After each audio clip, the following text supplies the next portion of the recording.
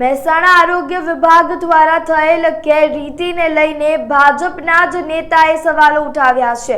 તો શહેરના ભાજપના પૂર્વ મંત્રી રાજુભાઈ ચૌધરીએ મુખ્યમંત્રીને પત્ર લખ્યો છે। સરકારને બદનામ કરનાર આવા અધિકારીને દૂર કરી એસીબીમાં તપાસ કરવા માંગ કરવામાં આવી છે।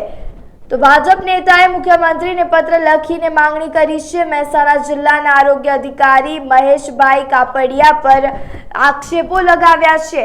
ત્યારે આરોગ્ય અધિકારી જીએમ પોર્ટલ પર જે ખરીદી કરે છે તેના પર જે માણસ બેઠેલ છે તે આરોગ્ય અધિકારીનો ભાગીદાર છે તેવા આક્ષેપો કર્યા છે। ત્યારે ભાજપ નેતાએ જ અધિકારી સામે ભ્રષ્ટાચારના આક્ષેપો લગાવ્યા છે। આપણે જાણીએ છીએ કે મહેસાણાની અંદર ઘણા ટાઈમથી આરોગ્ય વિભાગના વિવિધ પ્રશ્નો ઊભા થઈ રહ્યા હતા, જેને અનુલક્ષીને હું ક્યારનો જોઈ રહ્યો હતો કે આ બાબતે શું થઈ રહ્યું છે।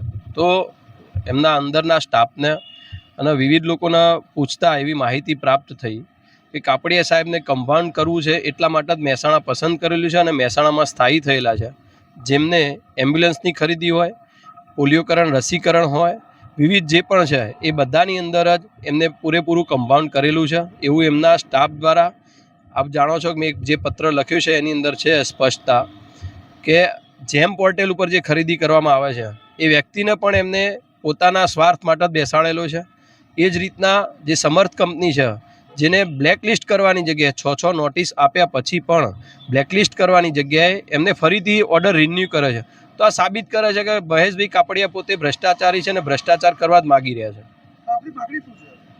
મારી માગણી એ છે કે આને અનુલક્ષી અને મહેશભાઈને ત્વરિત પોતાના સ્થળ ઉપરથી દૂર કરીને એમના પર એસીબી તપાસ થવી જોઈએ।